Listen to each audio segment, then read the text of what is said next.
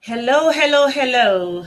A very warm welcome to everybody who joins us on Africa Rise with Susan West.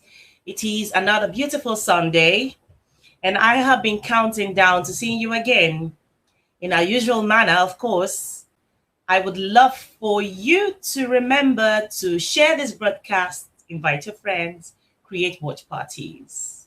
And if you haven't liked and followed us on Facebook, please do so. It is underscore Susan West. If you haven't yet subscribed to our YouTube channel, it is also underscore Susan West. Please like, subscribe, and follow us on our social media platforms. Okay, so today we will be having guests from South Africa, and I am super excited. One of the reasons I'm really relaxed about my guest today from South Africa is because I am hopeful that we're not going to have to deal with the network issues that we do deal with when we have guests from my beloved country, Nigeria.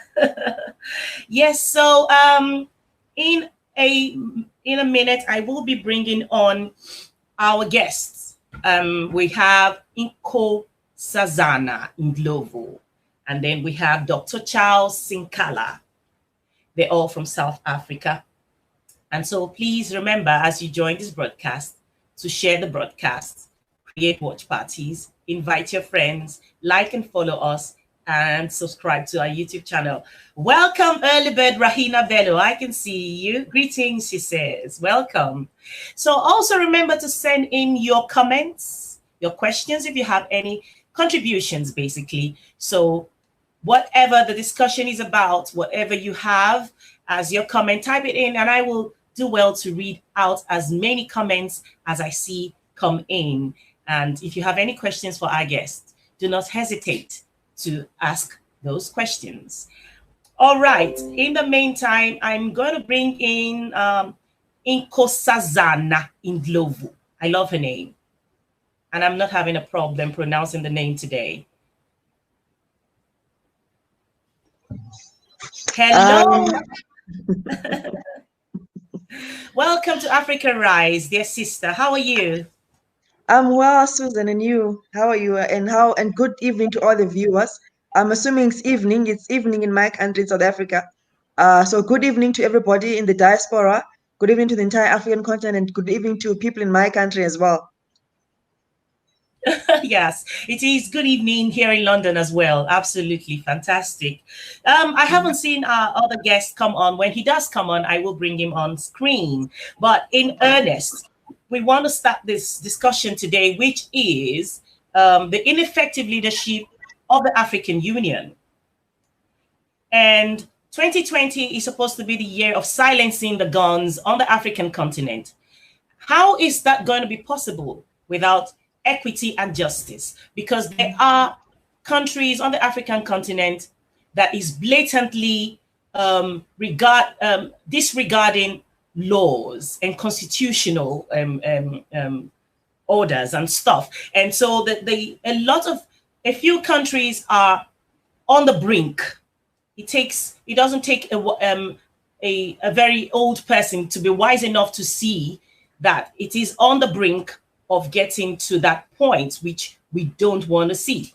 So first of all, let's start with the ineffective leadership of the African Union. As you know, your president, Ramaphosa, is the chairman of the AU, and then we have Mr. Faki Mahatma Musa Faki, who is the chairman of the AUC, which is the African Union Commission. And it blows my mind, it perplexes me to see that even though Mr. Faki have been so ineffective and does not seem to have does not have Africa at heart in his decision making, and obviously is not sophisticated enough to lead that position, that he wants to come unopposed, and your president does seem to be, having a very strong relationship with him, and the voices on the continent is calling that position should be open for others to come in and also, run against him. So let's just take it from there.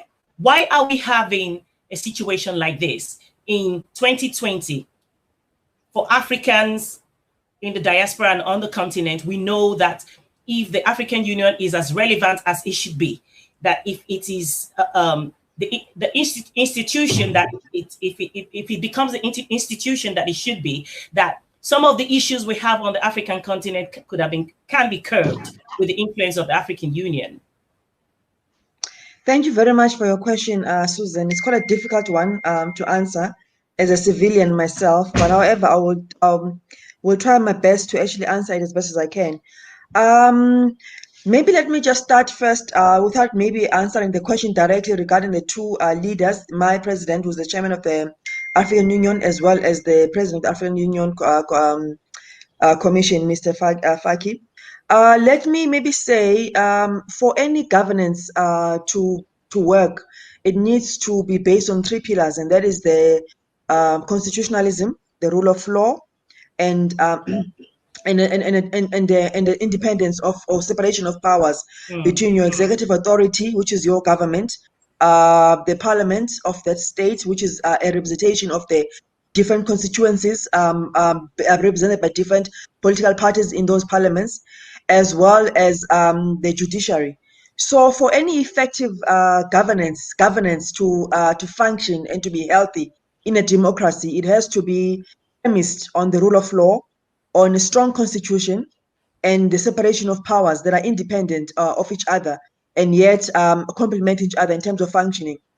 And so you find that sometimes in Africa, the challenge that we have is that we don't have these components working well, where you may find that we may have the constitution there, but it may have a lot of gaps in terms of the law and the rule of law, etc. And at the same time, there is no independence in terms of the separation of powers, where the parliament, the judiciary, as well as the executive authority are not supposed to interfere with each other, though they're supposed to be checking on each other and ensuring that on all sides they're actually doing what they ought to do. So the challenge that I find is that where you have these three pillars not operating as they should, it then leaves a gap. And when there is that gap, it has a direct impact then on governance, and that has a direct consequence in the politics and obviously the economics thereafter. So that on its own causes conflicts, it causes tensions, it causes political instability, which may result, obviously, in many cases, as we have seen in our continent, in economic instability as well. So when we don't have those three pillars that ought to be there to strengthen a strong democratic state functioning well, for example, if there's an interference in the judiciary system, you find that when there's corruption, for example, it doesn't get dealt with as it ought to be, because your political members on each side actually have a direct influence on even your parliamentary systems and your judiciary as well. That is supposed to be the last leg of defense of the people of that country. So when those are not strengthened, or they are shaken, or they're not balanced, if I can put it that way, there's going to be a direct instability politically, and it will then result in those tensions that you see between the people and their respective governments. So in Africa, we find that over a very long period of time, though we have achieved our independence as respective states, but we post those independence, where we were supposed to then look at how best do we then take our countries forward on behalf of our people in terms of our economies, strengthening our democracies, etc. But you find that we've almost gone backwards, and we're actually probably worse off now than we were when we were still oppressed, which is quite sad. I always say the African children were actually experiencing a second level of oppression, and now where we are being now oppressed by our very own liberators. And also quite a strong statement to say, but it's the reality of what we find. It's where we find ourselves. So I do believe that for us, even with regards to the leadership of the African Union itself, where there is no communication, integration, and there's a gap between the leadership of the African Union, both in the union itself and the Commission, and the gap between them and the people of the continent, where the people have their cries for democratic states to be run, for for dealing with corruption that's crippling governance, it's crippling states, it's crippling economics, where economies are being mismanaged, where there's autocratic rule, where people are in the government for themselves, for their own benefits, for their own financial gain, for their own popularity, etc., and no longer for the people. So when that happens, it causes a direct tension then between the people that are supposed to be led by the respective leadership. And therefore, when there is that gap, automatically people will feel the frustration and the need to, when they're not heard or when there's no intervention as such, they will feel the need to then take up arms themselves, to liberate themselves from the situation that they're actually in, which is actually basically what happened. If you look at our history of how we won our independence, we didn't have a choice. Our rulers were not going to, to listen to us, to listen to their, to our cries in terms of the oppression we experience. And therefore, we had no choice but to take up arms and fight, or fight the oppressor, fight the colonialism, fight the imperialism, fight apartheid in our country. So, I foresee a situation where now, we're almost going backwards in terms of the same situation where now we are being liberated, we are independent, we are free, but we are our respective states still don't have those three pillars in place, and therefore, because of that, that tension remains there. And people are crying that the economies have collapsed, there's mismanagement, there's corruption, there's all those issues that are not being dealt with. And yet leadership doesn't seem to to be hearing those cries and intervening where they should. Coming back to the issue of the African Union itself, as well as the leadership of the Commission and the Union itself, I do believe at some point in time there has to be some form of an independent oversight. Because currently what is happening now is, and I'll mention the issue of Zimbabwe, it's not a nice issue, but it's important that you deal with it, where you find that you have these tensions in a country, or problems in a country, but none of the leaders are able to actually effectively deal with them because of the issue of sovereignty, as well as the issue of bilateral relations, etc. So because of those issues, you find that now you have leaders that are sitting in a formation that is legal, but they actually cannot call each other out. There's nothing they can do. If one country oversteps the mark, the other one can't say, it's like two brothers in a house where the one starts to abuse the children, and the one, no one can call each other out, because the one thinks, I'm also older, but you're also older, but there's no father figure or father board to say, what, you need to have some form of control over yourselves and be able to do A, B, C, D, F, G.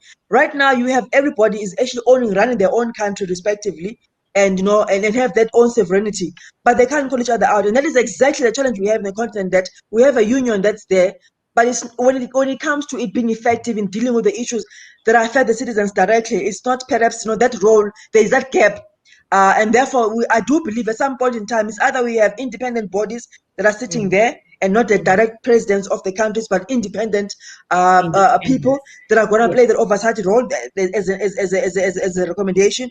Or if not, then the next part would probably be to look at saying, what, we need to have an elder body and father body to play the oversight, because as it is now, the structure is there, but it's not actually, it's not actually doing what it ought to do. And so those tensions remain there, and people are then forced to leave their countries in seek of refuge in other states, purely because they have nothing else to do. Where else can they go? What else can they do? Because there is no effective what do you call it?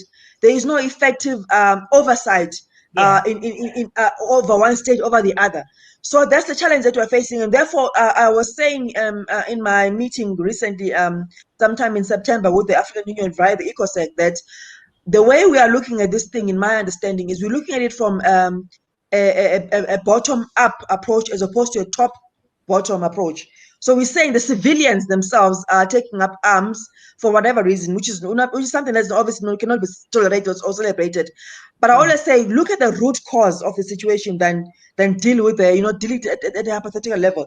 Look at what is contributing to the situation and deal with the root cause. And by dealing with that root cause, you then you then unbundle the situation, or whatever the case may be. So I was saying, we have a situation where we are having all these states, with different challenges, some worse than the others. There's a lot of corruption that's becoming endemic in all this, in most of our states. We are finding a situation where we're entering sovereign debts. I know in our country we're not there yet, but I would almost say we are almost there, because the amount of money that we owe to the IMF is actually quite shocking. And that's purely mainly because of the mismanagement of the economy for a long period of time. And that situation that we find ourselves in as a country is not unique to ourselves. We find that similar or worse situations are happening in other African states. And so, for as long as the leadership in the AU does not look internally and say, you know what is contributing to our people having to take up arms? How are we failing our citizenry? How are we failing our civilians? And that causes them to actually end up rebelling against our respective states. I'm not saying that, I'm not advocating for leadership change as such, or for a coup d'etat as it happened in Mali. I'm not saying that should be the case. I still believe in democracy and dialogue and democratic way of solving things legally, etc. But however, I was always saying, they need to start to reflect and say, how are we contributing to the problem? Before they say the civilians are in the wrong, the civilians are doing the wrong thing, how are they on their side possibly contributing to the problem that they find themselves in? And at the hard core of that is exactly what I said.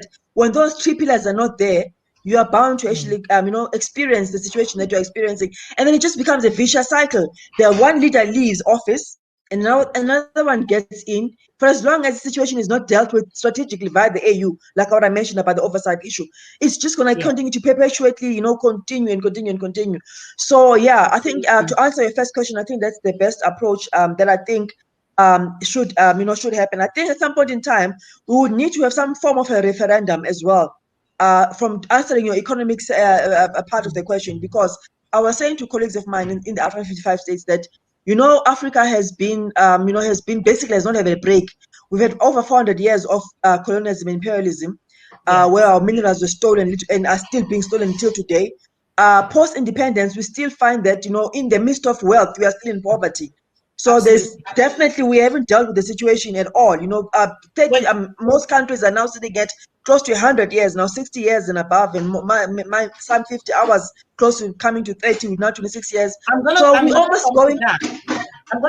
come to that part of Africa's raw materials still being taken out, because I just want to take a little read from some of the contributions we have. Mohammed Fadel from Sudan. Ndoku Hadisin says, we need to clean the African Union because it is so dirty and ineffective. And I have Lord Stanley Sr. watching from Kenya. And George Jumbo says, in Kusazana, your response to this complex question is spot on. Our biggest undoing is in Africa is that we do not govern and operate within our constitution. Now, I'm looking for Dr. Sinkala. I can't seem to, I'm not able to recognize him. I'm not sure if he's trying to join. What name he's on, I'm not sure. But I'm just going to quickly, until I'm able to figure out who the person here is, if it's Dr. Sinkala, I'm going to quickly go to talking about, yes, we cannot in our, different countries, make sure that Pan-Africanists are the ones that become heads of state or presidents.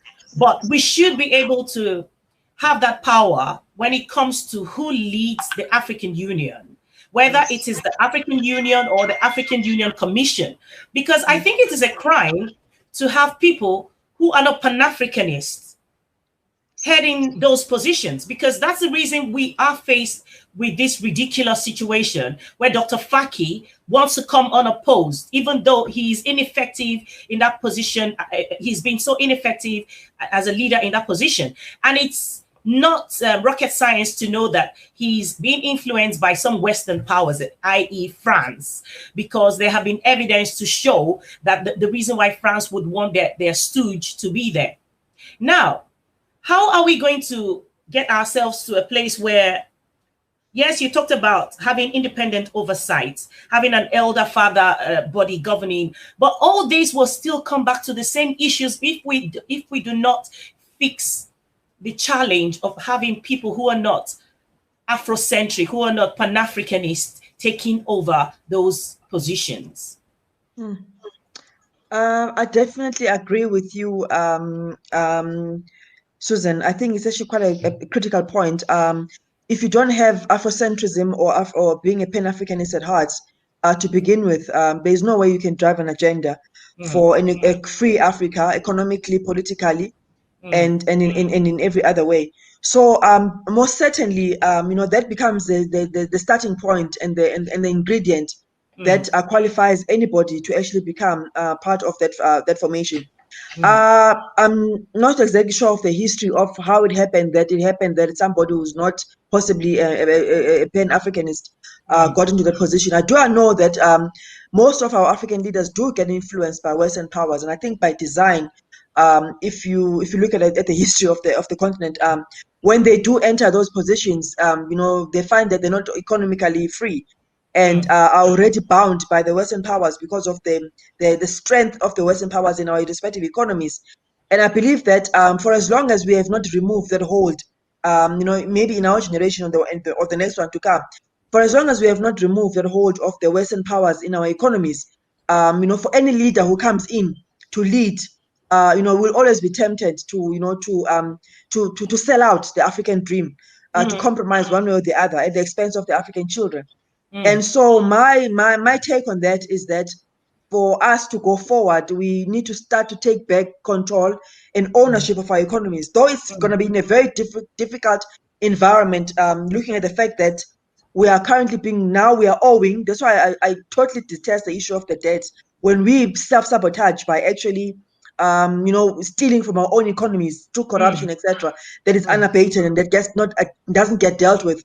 We find ourselves becoming desperate and having no choice but to go back to our colonial masters and to borrow those monies for us to survive again. So it becomes an extreme vicious cycle that continues and continues and continues, unabated. So my understanding is that at some point in time or the other, we need to go back and to the drawing board and say, you know what, we have the skills, we have the land, we have the minerals, we have the capacity within the continent.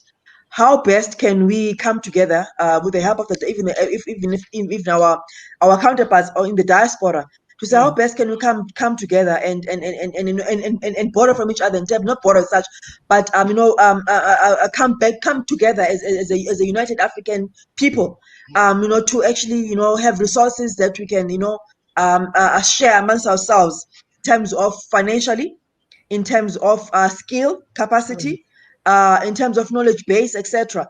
And we do have minerals, we do have land, it's there in the continent, but how can we leverage on that with the skills and the capacity to actually rebuild ourselves without necessarily having to depend on China or any of those partners? Yes, we know we can take from them by allowing them to come and assist us to develop, but the unfortunate part is that it doesn't become a win-win relationship. It becomes parasitic, if I may put it that way, where you are getting, but you stand to lose more.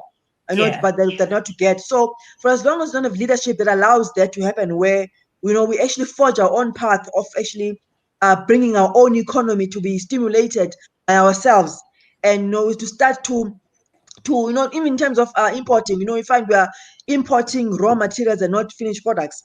That alone is a problem. And I'm just using one example economically. So for as long as we don't have a way of taking back ownership and control of our own respective economies in Africa, we'll find that every leader who comes in gets entrapped in the system where you have no choice. You are actually managing an economy that you don't own because you owe money. So when you owe money, you are totally controlled and ruled. And so I believe that we need to, at some stage, cut off from the umbilical cord of being owned by the West. And the only people that can do that is nobody else but ourselves. And, we need to come up with maybe a strategy for maybe in the next 50 years, just to be, maybe I'm not being ambitious, maybe, yeah. Because you mentioned this, I have to say, one of the ways I feel like we can truly free ourselves is by buying into the dream of Dr. Arikana Shayombro Ikwayo. She's got this initiative, the ADDI, and the idea is to galvanize diasporans, because diasporans are so important when it comes to resources that is sent back home from the different countries that they live in.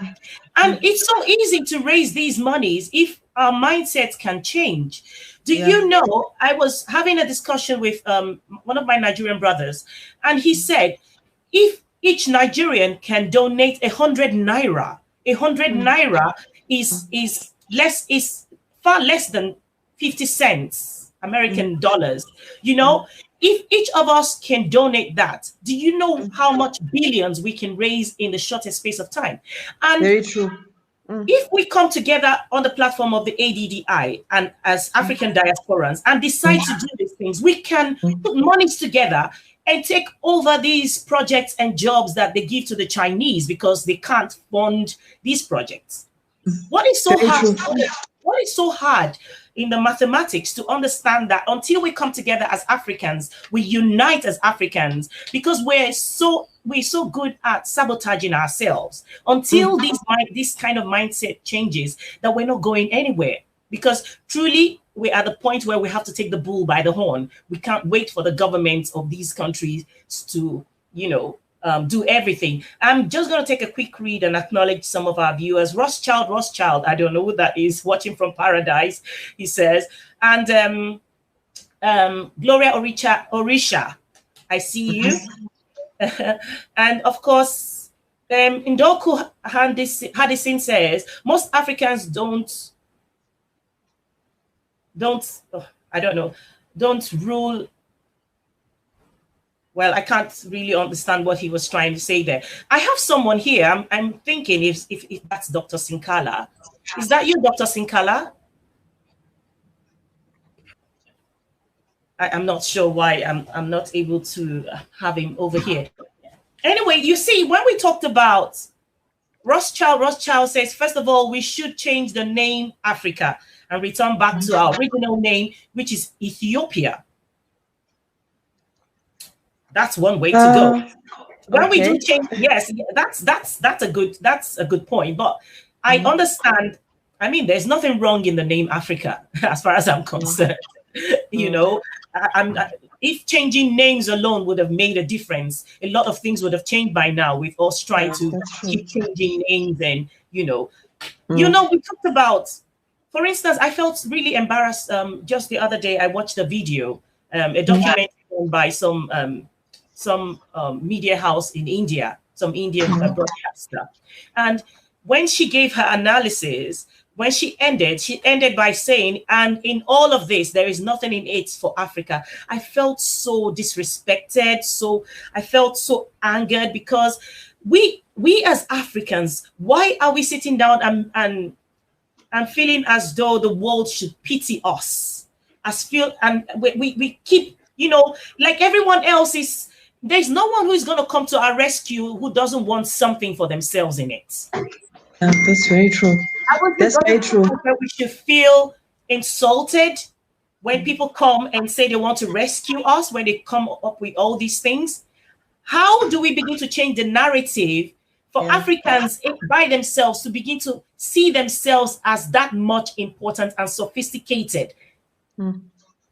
Okay, I would say, to answer that question, Susan, I would say that it begins with a mentality. Okay, this is Dr. Sinkala. Can I just please take this quickly? He's on the phone. Yeah. Hi, Dr. Sinkala. I'm going to just have a quick read of. Let me recognize some people here. And African Mystery says, silencing the guns. This is the same as the disarmament forced on Germany after the World War I. This is just a Western ploy to make the whole of Africa vulnerable. No, I don't think you understand what silencing the guns mean. It means that we don't want any more wars on the African continent. And because when there is no peace, there can't be development, there can't be prosperity. So we have to have peace when we find ourselves in a place where we don't fight wars amongst ourselves anymore. That's what silencing the guns is about. Yes, Fadiel Mohammed, you're watching from Sudan, welcome. And Benten Bella says, what's this? Well, I'm just going to go ahead and just quickly say, for instance, one of the things that bothers me is the fact that as a Nigerian who lives in London, seeing and hearing what goes on back home, I am worried. I am seriously worried how we can truly silence the gun beyond 2020 for real. With if people are crying and crying foul and no one seems to be listening to them or doing anything about it, with the killings, so much insecurity. How are we going to silence the guns? If the AU was as effective as it should be, the AU should be able to step up. The AU should be able to step up and take charge of some of the challenges that the other countries on the African continent are facing. Just before I brought you back in Sazana, what I was saying is, how are we going to be able to silence the guns beyond 2020? Because in my home country of Nigeria, there has been a lot that is going on that shouldn't happen.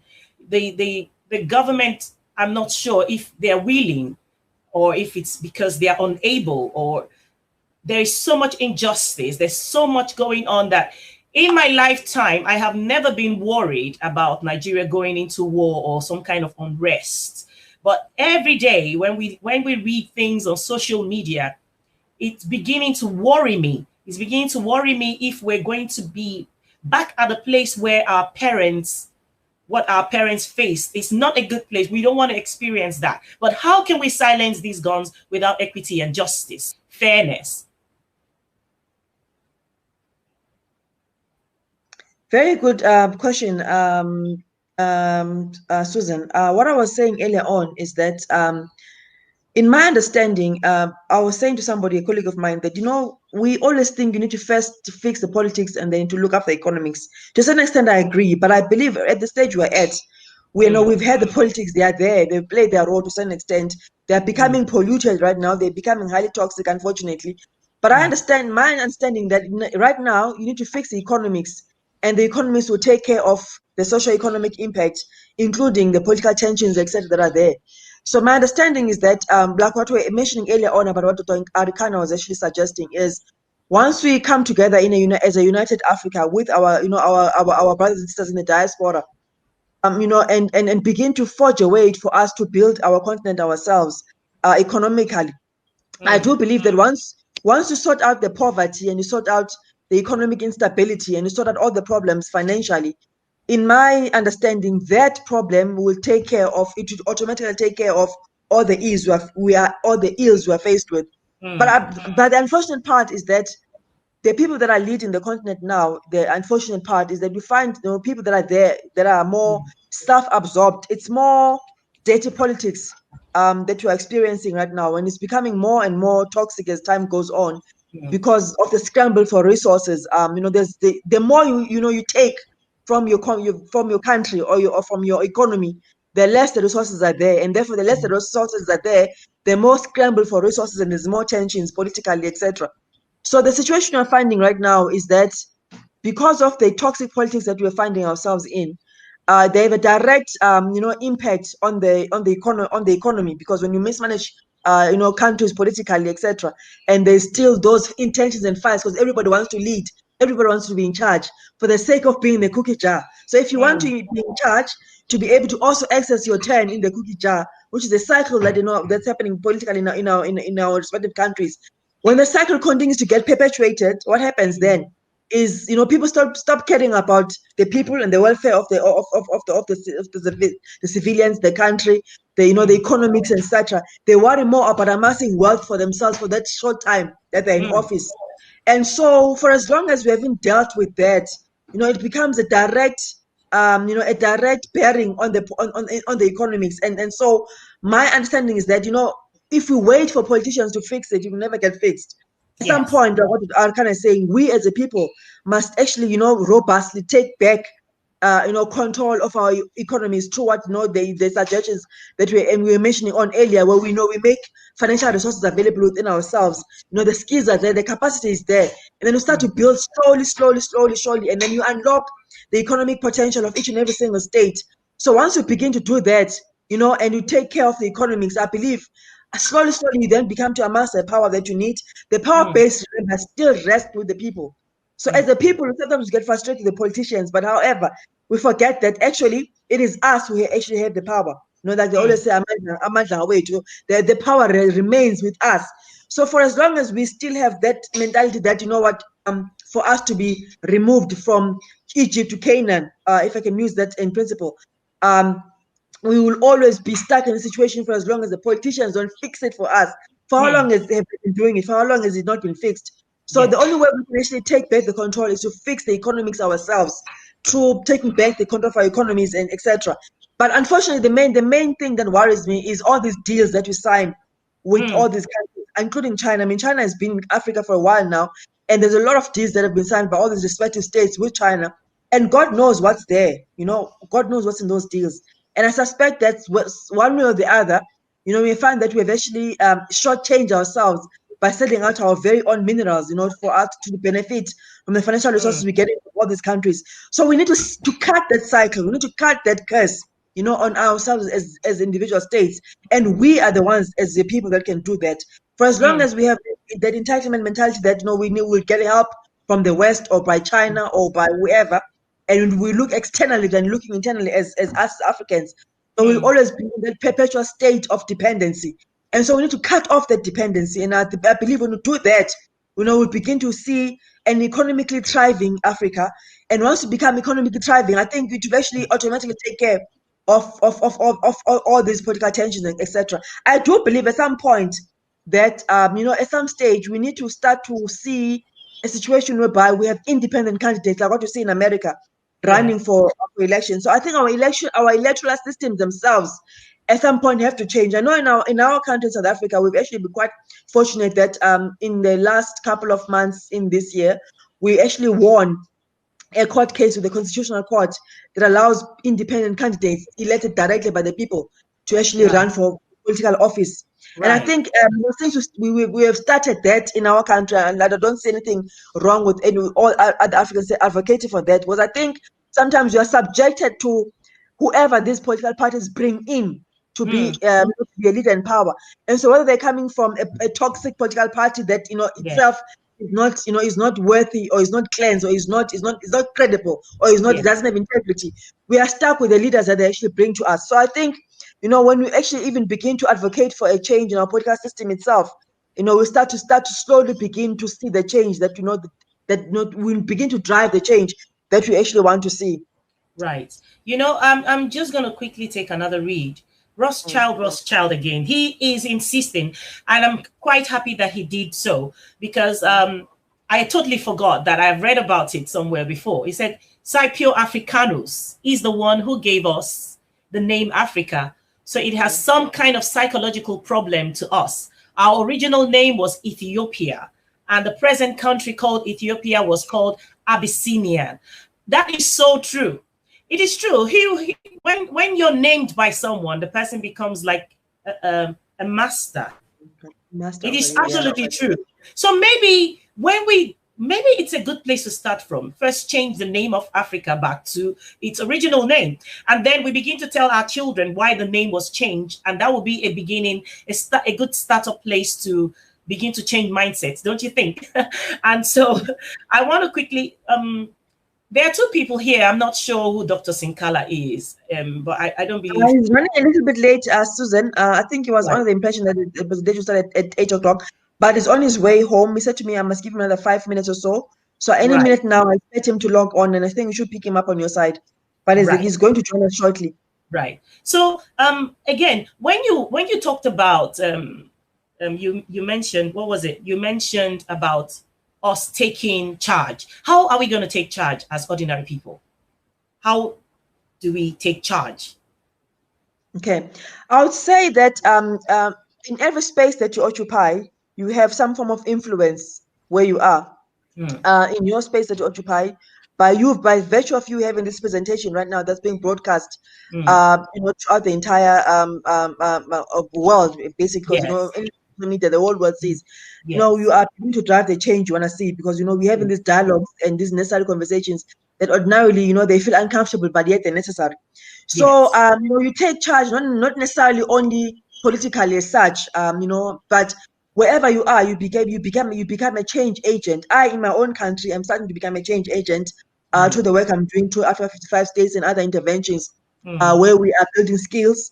I do a lot of skills in the education work, young children, educating them on robotics, on educating them on 4IR and all these critical educational programs that are going to drive our economies, and for us to compete with all these Western powers and all these Asian countries like China, etc.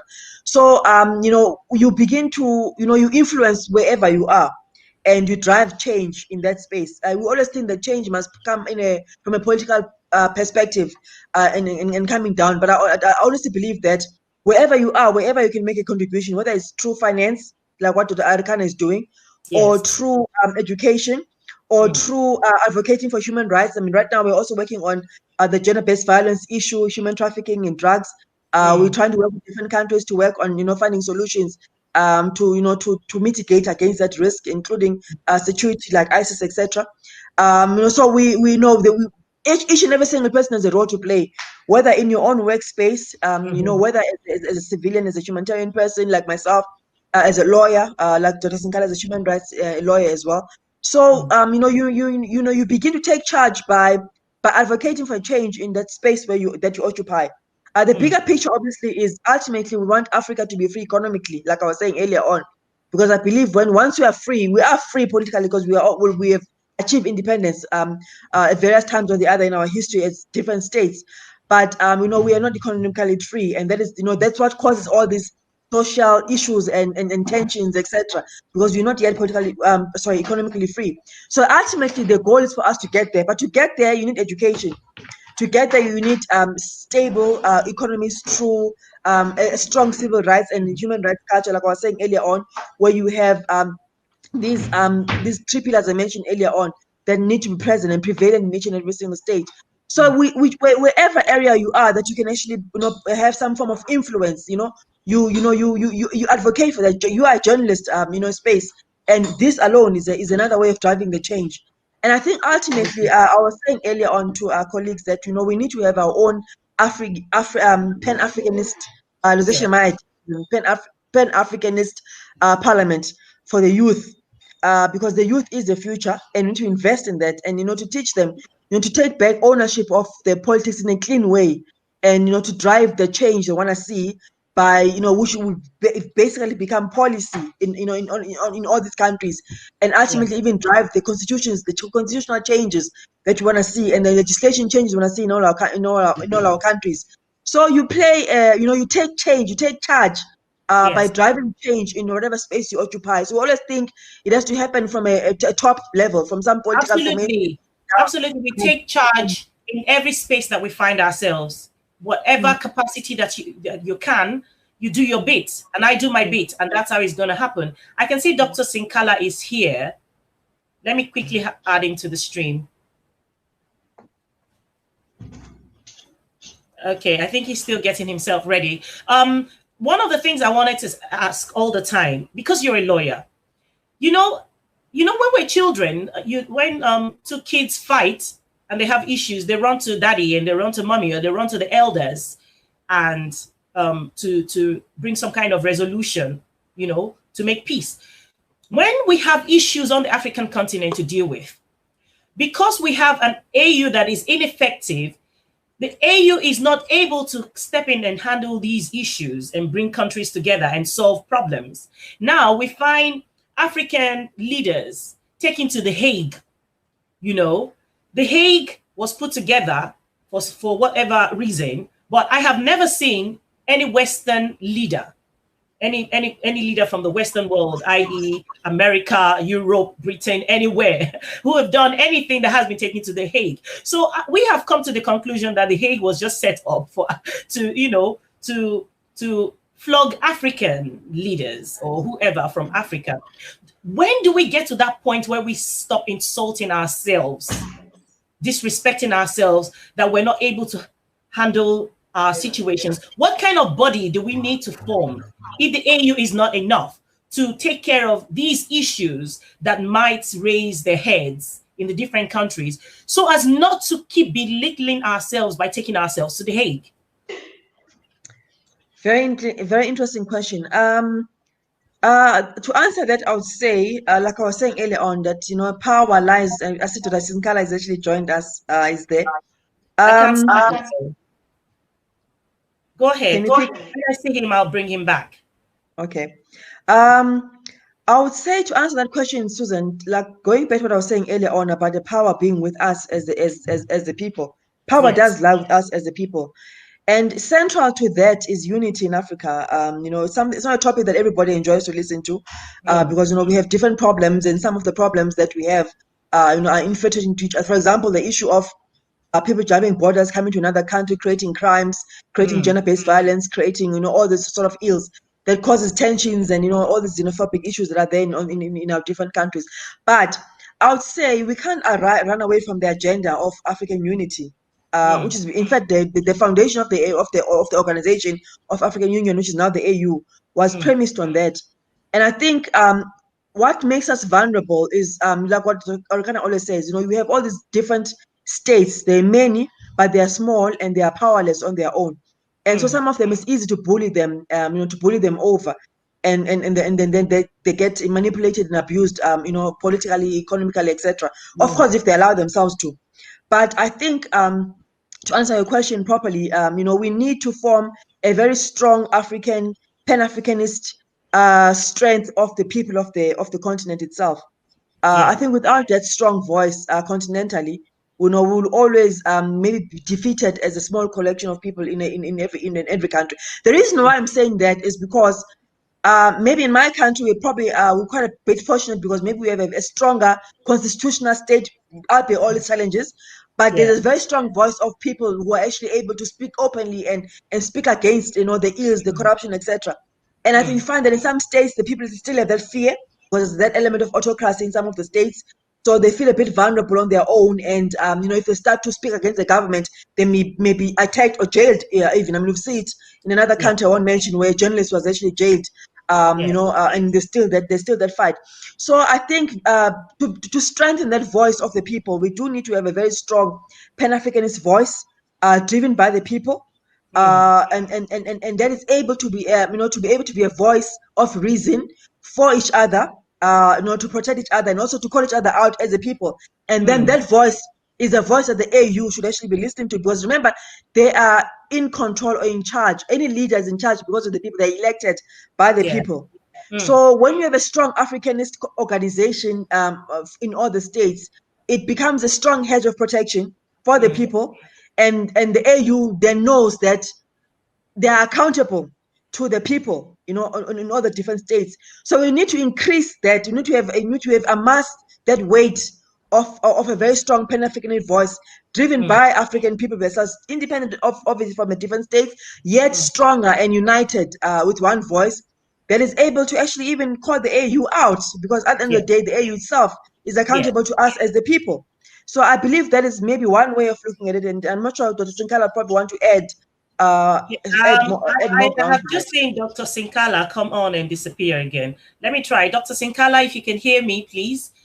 Manuel Umoru, I see you. Yes. Dr. Sinkala, welcome. Thank you very much for having me. Good evening Right. to And your viewers. yes, so we have been waiting for you. Just before you came on, we were talking, and let me ask you though, how do we make sure that we get the African Union to the point where it is not easily politically manipulated, the African Union Commission and the chairmanship of the African Union? Because we are right now at a point where there is so much going on. The staff at the AU secretariat is not happy with the leadership, yet we have the South African president, who is a current AU chairman, you know, um, frolicking with Mr. Faki, Musa Faki. How do we get, what can we do as ordinary people to make sure that we take their grip, these politicians who don't mean well for Africa, we take the grip they have over this AU and just take charge of it? Yeah, thank you very much, Susan, for having me. And I think what we need to educate ourselves as Africans is what is the purpose of AU and what mandate do they have. And I think we've been expecting so much from region organization and as well as the continental organization, which is the umbrella, the African Union.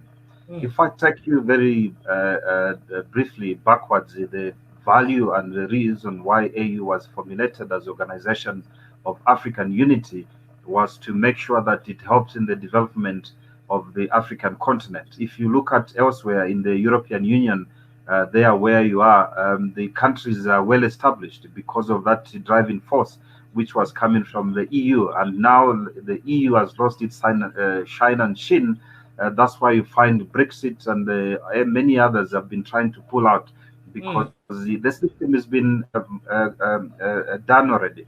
But when you come here in Africa, it is something that is unprecedented because in 1994, the founding fathers of what they signed in 1963 in Addis Ababa, where they wanted to create this watchdog. That's why you hear many of the people have actually said it's a toothless bulldog.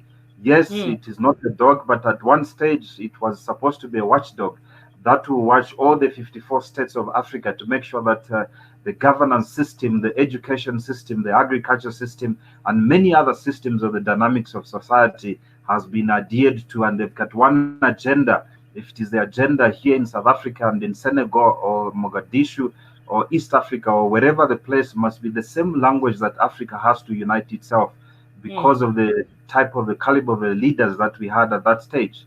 But the idea there was not for the heads of states and governments to be part of the AU, because I believe, and it was correct to say that you cannot be a referee and a player at the same time. They needed an independent individual to be presiding over the AU. But what has come out of the AU and in the year 2000 and 1994, they have changed now the ideology of how it was founded on to be a watchdog, to be a big brother for the rest of the African continents. Because now the African leaders started to agitate and enjoying the independence of the power, so they do not want to be kept in checks and balances on that level, because they believe that they are a sovereign state and no other organization should come into the interference of their governance. Hence, you see that AU now has been influenced to take up a stage of like the EU now, which is the administration. So AU region organizations like SADC and the ECOWAS and many others, Central and the Maghreb on the north of Africa, they are only doing administration. They can formulate policies and send them to the member states, and it's up to them to implement them or not. So there's no that type of forcefully watchdog profile which it was established. That's why we see now that AU cannot intervene. And not only that, AU, they've got a committee of assembly of heads of states and government. These people, they sit only once in a year. They've got a Pan-African Parliament now, which makes a debate of all those who are in government, and also where it is in Africa, here in Midrand in South Africa, they sit here. So it is quite difficult to intervene and function on the basis of how it was formed. But what are we saying as people, who wants and demand so much from the AU that it does what we need to do? So this is what I'm trying to explain, that we mustn't force the AU to do what it cannot do. AU and the SADC region organizations have no mandate to intervene and interfere in the domestic affairs of each and every country.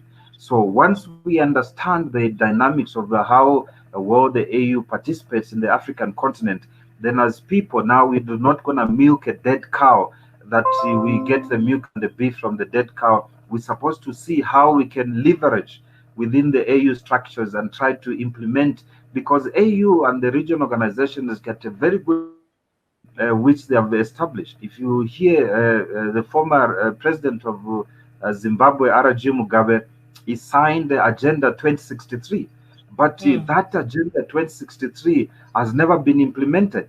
None of the African states were implementing that, because they know the Agenda 2063, it's a threat for their governance, because some of them, they'll be removed from government, because part of the reforms in terms of electoral processes is as a result of doing that. Yeah. And hence, as I conclude on this point, I can safely say to the people that that's why I sat down with the people of Africa, say, how can we do now for the fact of understanding the dynamics and the challenges of the African Union, can we create an umbrella which represents people? Because you must remember, AU represents only the governments. And who is the government? You know, there's no individual called the government. So Yes. the AU represents only the heads of states and government, and only those who are in government. What about the people who are outside the government? What about the people in diaspora?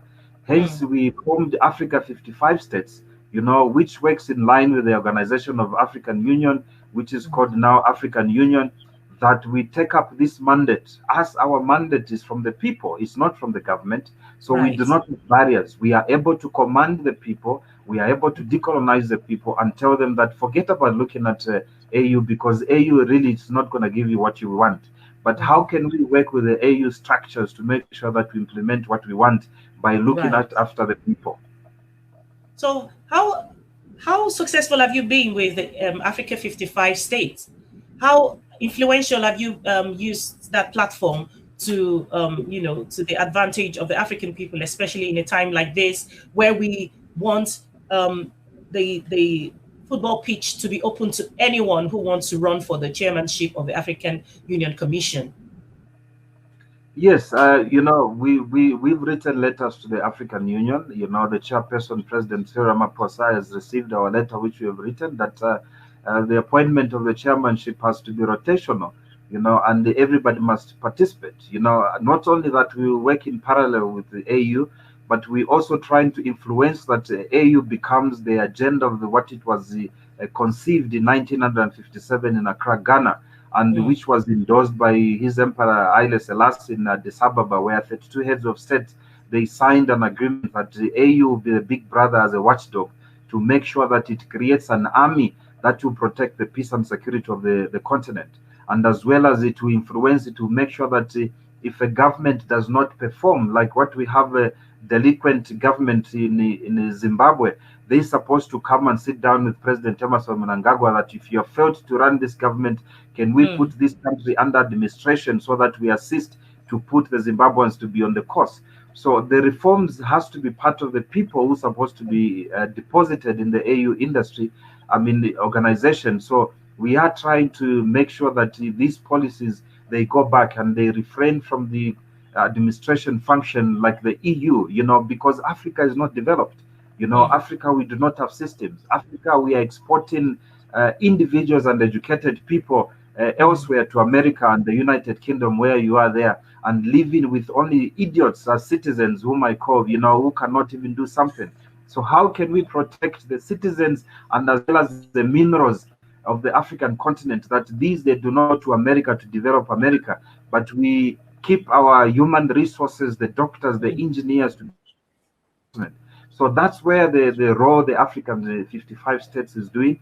You know, we also have got an extension of the training of political parties to understand that the governance of a country is based on the dynamics of a political system. So how can we have young people to participate in politics? How do we have good young people, well-meaning, to participate in politics, to make sure that we take control of this generational responsibility that we have? Right. And hopefully Africa 55 states is going to be physically present in all African countries at the moment.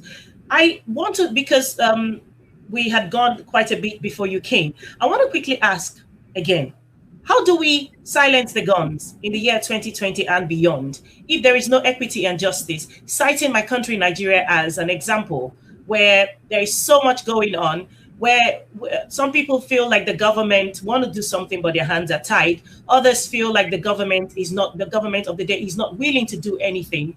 And so there's a lot of killing going on in Nigeria right now, and the people are not happy. So how do we see that it is possible to truly silence the gun if a country as huge as Nigeria is almost like, you could call it a ticking time bomb? Yeah, Susan, what is silencing of the guns? If you may define that term, I really do not understand it. So if you can briefly explain to me what is silencing of the guns. Silencing of the guns, in my understanding, is so that every African country do not go into war anymore. That we have peace on the continent, because without peace, there won't be any sort of development or progress prosperity coming to the continent. So that's my understanding of silencing the guns by the year 2020. Correct. 2020 is almost finished. But let me put my perspective, Susan, in the way that we understand. This silencing of the guns has just been an agenda of the New World Order. It's not something that people must buy in. How can a country like Nigeria put the guns down when we have the Biafras and those rebels who are trying to kidnap the kids and the war is still on? How can you put down the guns when the war is still on? That I do not really understand, because the arms now, they become the part of the security and defense of our continent. We're never going to silence the guns. That is a lie, and the Africans should not believe that, because the arms, they protect our integrity and our security of our places. Imagine you are a president of Nigeria and they tell your bodyguards to put down the guns. Will you feel safe in your country or as a president? You're never going to feel safe. So that is a lie that we people of Africa should not even campaign to buy it. Silencing of the guns will never going to happen. The guns and the arms, that's why we've got departments of the protection services. We've got the CIDs and all that arms of the government. It involves the security of the country. That's why we've got the Department of Defense and Security. It protects us. That's why we've got the armies, we've got the police, we've got everything. That puts the people and the foreign invaders to behave. Without the guns in the world will just be free. That's why we are saying that we cannot leave the guns in the arms of the bad people. So the real issue in Africa is to go to the social and economic problems and the challenges. Why are we having these problems and where are they coming from? The problems in Nigeria is not different from South Africa or Zambia, my country, or Botswana or any other country. The problem is we've got so many people chasing a slice of bread, and the competition for survival has reduced. So what is the white monopoly capital people doing? Those who are controlling the earth, the Bill Gates Foundation and the Soros and all those, who meant people to try to protect our countries and the continent, they are taking our own people to give them money so that they start creating destabilization within our countries. Like Nigeria, you find that the Muslims and the Christians are fighting. Meanwhile they are enjoying the fruits and the fruits of the oil, and the resources of Nigeria. So as Africans, we must not look at what we have immediately here, because these are just decoys which has been brought to us to be getting confused so that we fight against each other. I talk about it again. It is here in South Africa. Now they are saying South Africans are xenophobic. They do not like the rest of the African continent. They are talking about the Nigerians, that the Nigerians must go up. Besides talking about criminality, but the fact, real of social cohesion for African people has to start in the united way, so that we get united as people. So silencing of the gun in the year 2020 is not going to work, not even in 2035 or 2063. Because the war is still there, and we need to protect our borders and our boundaries and our resources. That's why we have these things and the guns. But the only thing that will condemn that, why do we have the arms in the wrong people, the wrong hands, the Boko Harams? Why are they armed in Nigeria there? Why are they armed in the insurgencies now are mushrooming now here and close by in Mozambique, and as well as in Ethiopia and the Sudan and South Sudan? Why? We've got 16 countries and civil war fighting each other. If you look at these people are fighting, it's not the white people. It's our own people, our own young men and women who have been offered money, $1,000, $1,500, because of our survival. We do not have resources. We are failing to manage. We've got dysfunctional governments. So these people, for them to feed their families, they would rather take that $1,000 and to kill their brothers and sisters. So how can we manage our people based on the demographic and the population density, the number of people in an area? What resources do we have? How can we work and capitalize on this? Those are the areas that we have now to start talking. And yes, Africa, 55 states, we have recruited ambassadors in each and every state, 54 countries. We are getting traction on the ground, and as well, we call ourselves as 55 states. We've added another state is for those who are in diaspora, because we believe that those who are in diaspora hasn't been represented by any state. We see these governments and the heads of states going to Geneva or going to London, there where you are. You never heard of Buhari to address the people of Nigeria who are in London or England or UK at large, to tell them, you guys who are in diaspora here, what can you do to develop our country? What do you see from this angle that we can develop your country so that you can come back? So those are the elements and the issues that we are intervening, and we're trying to make sure that we decolonize our mindset as Africans. Right. Wow. This was a different angle. I was quite shocked to get to hear the response you gave concerning silencing the guns. But this is why we do what we do here, because it's about educating, informing us, and allowing us to think differently and analyze situations differently. Rothschild says, I have a question for Nkosazana. Has she gone? No, she hasn't gone. Please type in your question. Type in your question, and I'll make sure that she responds. I will read the questions out for her to respond to. Is democracy a viable tool for Africa? Because I watched recently, I've heard different people debate this democracy not working for Africa.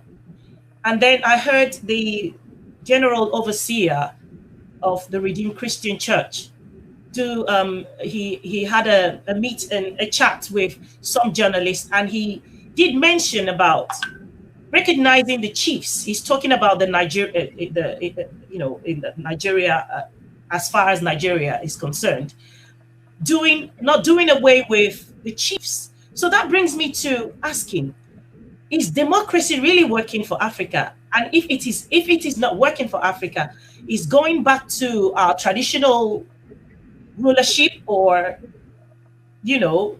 what is going to be the one way of governance that will work for Africa? Yeah, Susan, you must understand that before democracy was franchised to Africa, we had those traditional leaders who were presiding over our resources.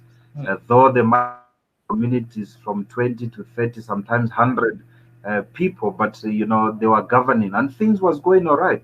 We never had problems. When we started looking elsewhere, when the explorers came to Africa, in terms of teaching religion and other aspects, and the exploration of the continent, they came up with these certain issues. But to fast forward, when in the year 1884, 1885, the largest and the longest conference I've ever had in the history of human civilization is the Berlin Conference. They call it was a scramble for Africa, but I call it was an auction where Africa was sold. If it was in Nigeria, in West Africa, there was a Niger Delta company which bought off Nigeria. Nigeria was sold for £780,000 at that time. So if you look at the southern part of Africa as well, we had the British South African Company, which bought off this from from this businessman. But if you look at the governance at that time, when the British bought off these countries like Nigeria, South Africa, Zambia, and Nyasaland and others, they needed somebody to preside over the resources of the entire. But when they asked one tribe, they said, you, the Zulu, we want you to preside over the country. The other ones, they said, no, I'm the chief of the Biafras, or I'm the chief of the Zambia, the Zulus, I'm the chief of whatever. I cannot have Susan to preside over us because we are the Biafra people. So the Africans were so divided, and they did not want to take a position at that stage. That's why these now colonizers, they depict their governors to preside over these countries. Even in Nigeria, they had the BOMA, which was called the British Overseas Management Administration, managed by a white person from somewhere else. So they are slowly our traditional leadership, because of denial by the chiefs, to preside over the larger space. They were only confined to their territories, had given an opportunity for the white people to make up a systems called democracy. There's nothing wrong with the democracy. Democracy is being practiced as well in the United States of America. But the only problem here in Africa is we do not understand this thing called democracy, because when we are trying to do something, we do not have leadership that will lead us where we are. going. We have leaderships, who are bought off by other people, and the agenda of trying to govern a country is diluted. And even though it is diluted, now it is democracy. People wants to have their say. That is the confusion. So if a leader, like for instance, myself, I'm trying to run as president in Zambia. So when I tell the people that I want to lead you to this area, they said, also as we've got to say, we want to do this side. How well can you be different to make it goosey, or to make it, the fufu you like in Nigeria there, or the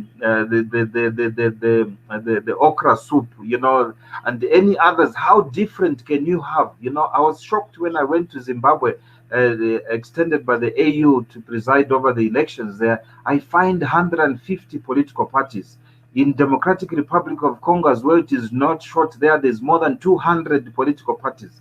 In Zambia, my country, there's as well almost 100 political parties. In Nigeria as well, there's a lot of political parties. As I'm speaking now, in Ivory Coast as well, there's got a lot of political parties, and the president wants to go for another third term. It is a confusion and a tragedy of Africa that we have decided for ourselves to start doing this. And if you follow the paper trail of money, you would have found that the ones who are making this confusion to divide us, this is coming from elsewhere, from outside. So what we are saying about the traditional leaders as Africa 55 states, we're going to tap in back, though we were never going to take back to where it was before, but we want to include now the traditional leaders to be part of the governance, because they are spiritually connected to their people, they are spiritually connected to the continent, and they're spiritually connected to the well-being of the people. But we also do not rule out those traditional leaders who sold the people, traditional leaders who are living in luxury lives, like King Mswati in Swaziland, presiding over a poorest country in Africa, while he's enriching himself in Bentleys and those sorts of things. So we need to have an agenda as Africans to find this democracy that can work for us. I don't mind having dictators in Africa, like good dictators like Paul Kagame, who say, everybody jump in a bus, we are going this side, and things like that move. Now, what we have with democracy, if we tell people jump in a bus, these people, they are saying, I want to go to Nigeria. This one, they said, I want to go to Ethiopia. The bus has never moved. Africa has been trying to move this bus for a very long time. Africa has been under construction for a very long time because people are in denial and they do not want change. They do not want to develop. And you find every young man and women who is educated in Africa, they see that I can't fight this thing. They are leaving the continent. Like I said before, and I'm not shy to say it, Africa now, we are left with only idiots who are presiding over our dysfunctional governments. That's why our governments are not working. And I'm telling you, Susan, this is very simple. The way you manage your house, making sure that you've got food and you've got shelter and you've got a car, it's the same way you have to govern the country. You must make sure that your people are educated, the education system is feeding into the economy. The young men from 19 years to 35 to 40, they are productively in employment, they are paying taxes. The older people, they are on social grants, they're being assisted. And those who are sick, you make up the hospital infrastructure, the road network has to be cleared. But when you see the African continent, when you go, like I visited Ghana, Nigeria last year, you see Okadas, people throwing stones, uncivilized, no control and things and that, it gladdens my heart very sore that we do not have a direction. Our system of function, which was inherited, it is not working. So how can we include people now to start working to make sure that what we are doing is really working for democracy, for us to enjoy the fruits of Africa? Right. How can we end this protracted illness called underdevelopment on the continent of Africa? How can we, until we get to the point where the people are absolutely involved and educated? Because the reason why the boss wants to go this way and the other person says, I'm going this way, I'm going this way, I want to go that way, and makes democracy a failure in Africa, it's because the people are uneducated. The masses of the people are ill-informed.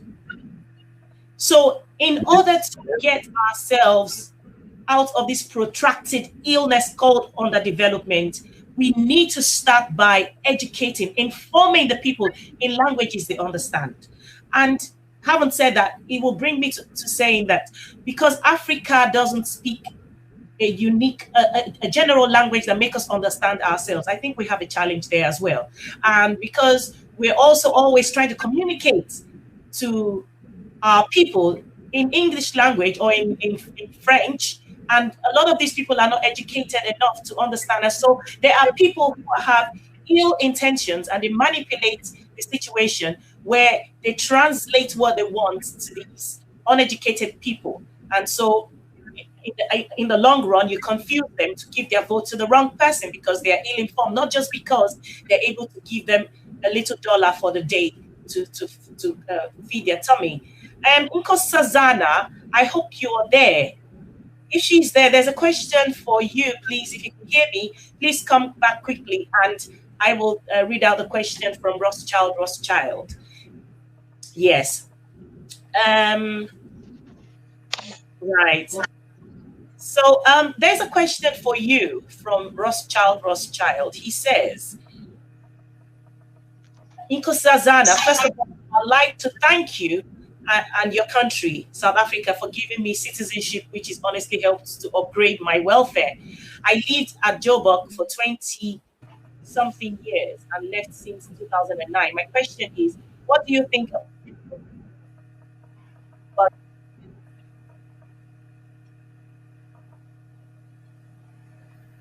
Can you hear me?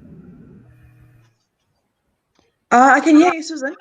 Yeah. So his question is, what do you think about Julius Malema's policy? Which policy is he specifically referring to? I wouldn't know that, but he talked about living in South Africa and gotten his citizenship. He's lived in South Africa for 20-something years and left since 2009. So, well, Rothschild, if you can hear, you have to be specific as to what policy you're talking about. Real quickly, we're going to be rounding up with Dr. Sinkala and you now. I want you to just give your final thoughts on how we should, as Africans, begin to galvanize to get ourselves out of this problem of being referred to as the underdeveloped world.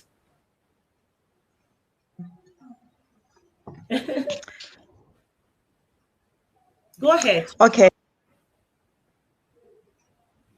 Must I answer that, Susan? Yes. Is it my question? Yes. Okay. Go ahead. All right. I think what I was mentioning earlier on regarding the issue of unity is definitely a starting point. Yeah. I think for us as Africa to be able to galvanize ourselves, it does talk to not only politically to be united, to speak with one Pan-Africanist voice, like I was saying earlier on, but I think also with the African-Free Continental Trade that's coming up effectively from next year, I think it will also go a long way in forging trade relations amongst ourselves and the economic stimulation of our respective countries. Like I was saying earlier on, that I think for Africa to be able to it's critical for us to understand that we need to hone, the skills that we have both here and in the diaspora, financial resources that we can actually, generate through trade, and that we can actually, like what Arikana is suggesting, of us putting on a fund that will go towards the development of the worst of our ravaged countries as us as citizens. So, it's I always say, for as long as you have land and you have skills and capacity, you have longevity. The nice, great thing, or the wonderful blessing about Africa is that we, in the future, we are going to have a biggest population of young people, which is the greatest asset for us that we can actually hone in. And I think if we start to invest on the youth now through education and streamlining our education in terms of the skills of the future, and aligning ourselves with to what the rest of the world is doing in terms of 4IR and 5IR, etc. The good thing is we have longevity, we have a vibrant population, we have health, we have vast land, we have a very huge arable land in the whole world. And obviously we want to start to generate those resources of knowledge, knowledge sharing, knowledge systems amongst ourselves, And I honestly believe that by leveraging on all that, it gives us enormous potential to actually rebuild the continent, to the potential that it actually has. Obviously, we cannot run away from the fact that we are still economically trapped, and that is a political situation that we as African children need to deal with at some point of time or the other. I was saying earlier on to Africa 55 states that at some point you need to start to review to maybe a continental referendum, even these respective agreements, holy alliances, sorry, that we have actually made with all these countries that where we stand to lose more than we than we gain. And at some point we need to have those uncomfortable conversations, but we need to have them, because if we don't, we'll remain in the situation and keeping on talking, and nothing is going to change. So I honestly do believe, in all sincerity, that we need to leverage on our skills, our finances, trade amongst ourselves, as we will be with the start of the Africa 55 continental free trade agreement that's coming up.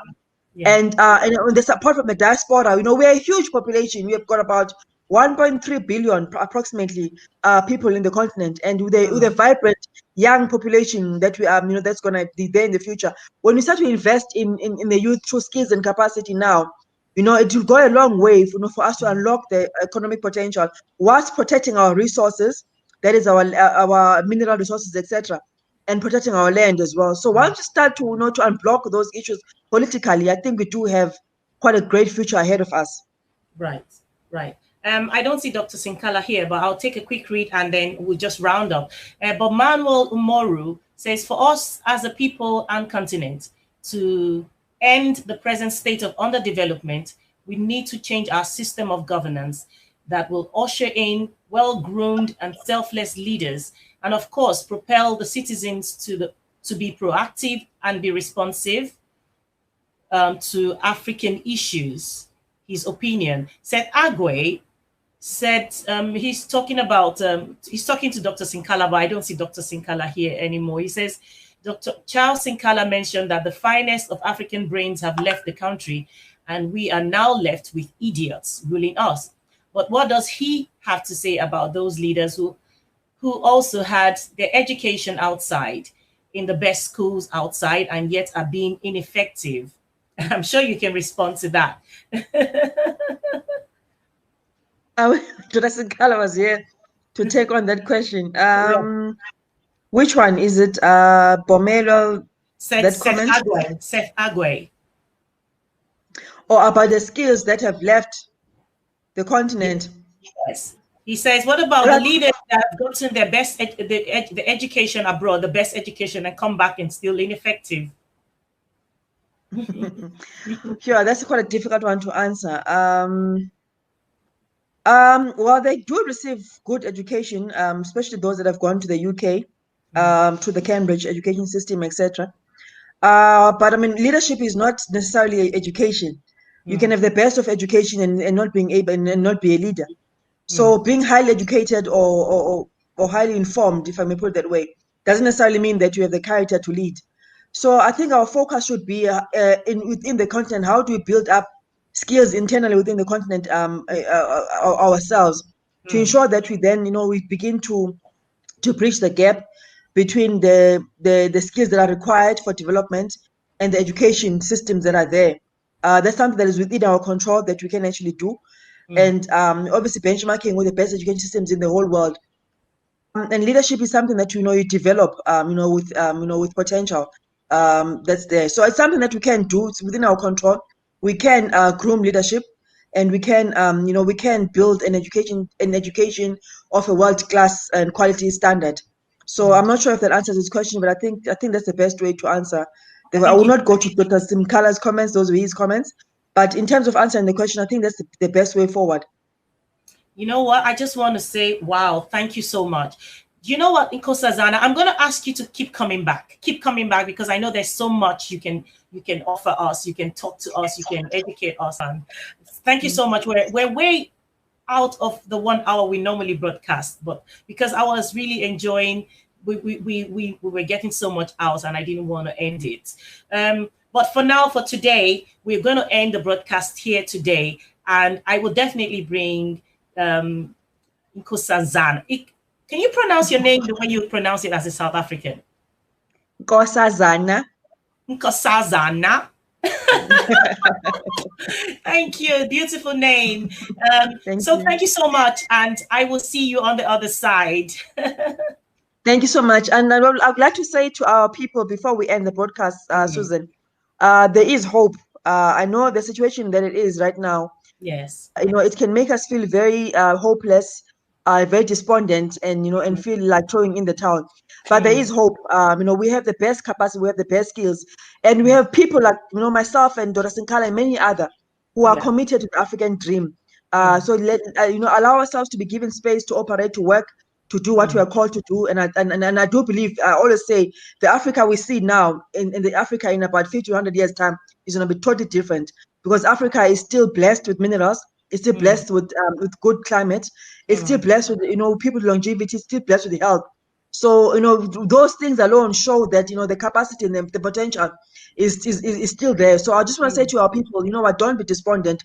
Don't think of picking up and leaving and going to try your luck overseas. And though I don't discourage it at all, but there is we are working very hard behind the scenes to ensure that we address all these injustices politically and economically for the purpose of development for our people. So thank you so much for having me tonight. I'm very grateful. Asante sana for that. And thank you for everybody who joined on social media, on YouTube, on Facebook, on Instagram, everywhere. We really appreciate it. Thank you so much.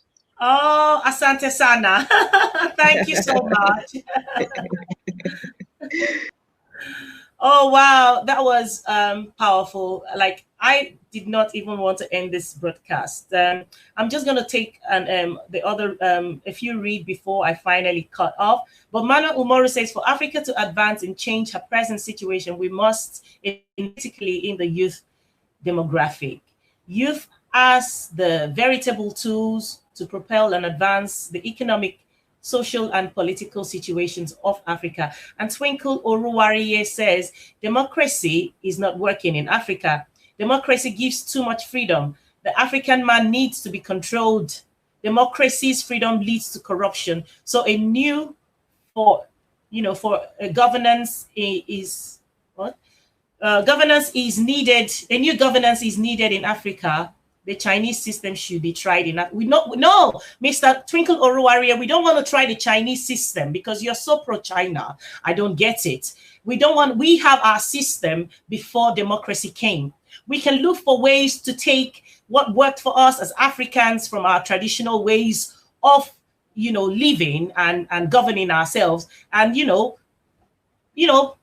pick from here and put here, see what works for every society. Please stop mentioning China in everything you say, Mr. Twinkle Oruwariye. Sorry, I don't mean to come across like that, but you're so always pro China that it's beginning to get on my nerves. Sorry. In Nkosazana, you are good. We need more women like you on ground, says Bomano Umoru. Absolutely. Thank you so much for everyone who joined us on this program. Mr. Twinkle Oruwariye is my brother, and that's the reason I feel like I have the freedom to speak to him like that in public space. Yes. Thank you so much. And I look forward to having you again. Please remember to like and follow us on Facebook. It is _Susan West. Also subscribe to our YouTube channel. It doesn't take much. Subscribe and press the bell button so that when we do go live, you will be one of the first to know. I mean, this program is waxing stronger and stronger. We need your support. And invite your friends next week. As we go into the week, I will announce in our usual manner who the next guest is going to be. Thank you so very much. And do your bit for Africa. I am doing my bit, no matter how little it is. It is about informing, educating, and reinvigorating the passion and spirit that we have for Africa as Africans on the continent and in the diaspora. Until next week, God bless you. I love you all. Bye-bye.